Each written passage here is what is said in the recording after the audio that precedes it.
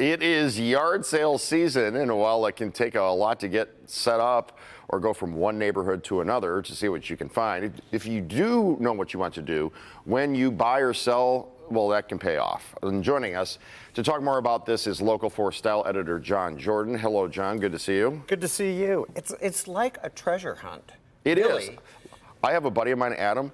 If he sees a estate sale, it's like a moth to a flame. He cannot help himself. He has to go. Yeah, and we're going to talk about signs too, but first we're going to talk about labels, right? Okay. Okay.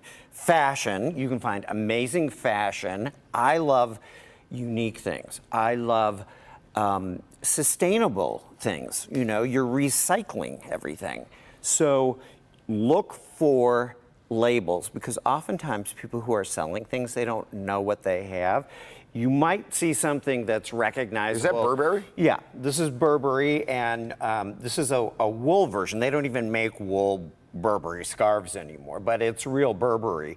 You could find something, you know, maybe less obvious, like Bally of Switzerland. Okay, so those shoes, I correctly identified the shoes that we were just about to see before we came back to the light shot. Yeah. These are like soccer shoes, basically. Yeah, but high end. Bally's not as recognizable. And that's the thing about labels. Sometimes you have to look at a label and see like what the content is or where it was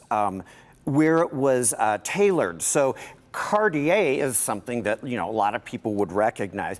But you want to look for labels that are kind of unique, like you wouldn't necessarily know what Guy Laroche Paris is, but you can look at labels like this and sort of know that they're special. Content. This is a camo blazer exclusively for Hickeys, Grosse Pointe, 100% camel, and nice. $10. Shut up. You got this for $10. Where? Look at, there's the tag. At a grocery or at a yard sale in Grosse Pointe. Yep. What is this, a 42? It probably fits you. It probably will be in your closet, too. Okay, so what do we have there? Okay, furniture is another big seller. You can look at furniture a couple of different ways. I see a lot of my designer friends, interior designer friends, buying crappy furniture because they put a finish on it like this, okay? It's intentionally distressed. So, you know, if you're looking for a good piece of furniture, because they don't build it necessarily like they used to, yard sales are perfect. Listen, I had a bedroom set that I got at St. Vincent de Paul in 1998 when I was poor and struggling as a journalist, and that set lasted me forever. It was so well built. Yep. Yeah, and they don't build a lot of things, clothing, furniture, like they used to. Another benefit of yard sales. Board games and kids games and vintage games, huge seller. Because I did my research. Now, I personally consider these things to be capital punishment. For me to sit through a board game is... Yeah, you know, I'm right there with you. But there's a big market for it. Okay, what about books? Okay. Books, like this is about staging. Instead of having a bunch of stuff all over the place, color coordinated, okay? It just looks more high end.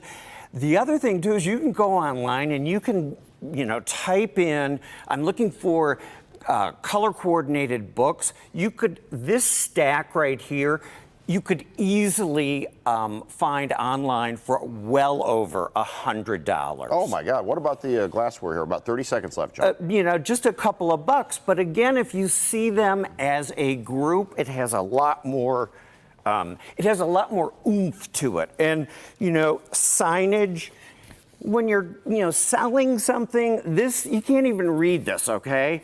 Yeah. So people, just spend a little bit of time on your sign. John Jordan, everybody, with tips that you need for your next yard sale, garage sale, rummage sale, whatever you call it. Good to see you. Good to see you. I might see you at the next yard sale.